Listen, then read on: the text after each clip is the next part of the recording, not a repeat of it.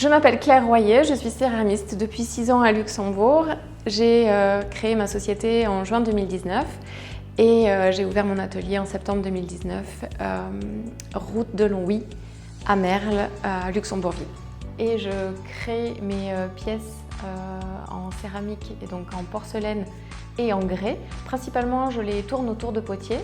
Également, certaines collections sont modelées à la main, comme la collection Folia, qui sont les coupes un peu emblématiques de la marque qui sont faites en porcelaine.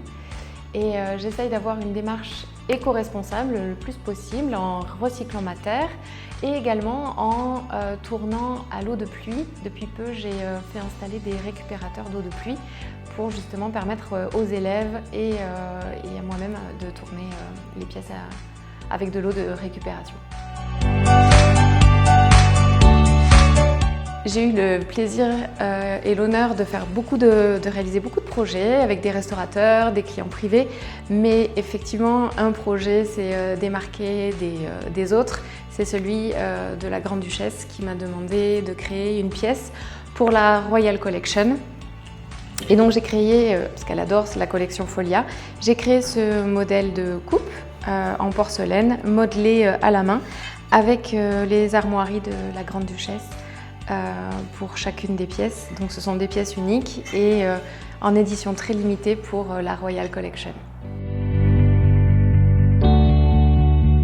En tant qu'entrepreneur et seule dans mon activité, effectivement, on réfléchit dans l'activité au quotidien, remplir les carnets de commandes, réaliser les commandes et maintenir l'activité, la visibilité de la société. Et le fait d'appartenir à la Fédération des artisans nous permet déjà d'avoir comme un cadre autour de soi des conseils juridiques, fiscaux ou d'autres conseils sur l'activité plus générale ou l'évolution du marché et les nouvelles technologies, ce genre de choses. Et cela nous permet de nous tenir informés, d'être à jour des évolutions du marché, de la société, tant d'un point de vue économique que plus général.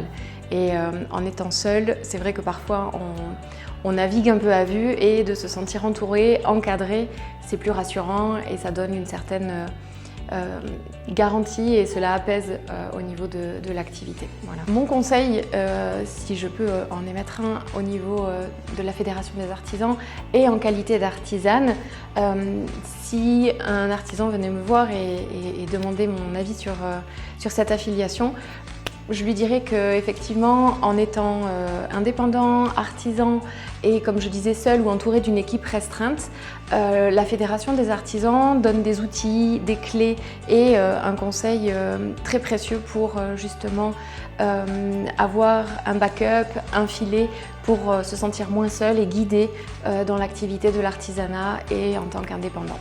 Donc ce serait mon conseil.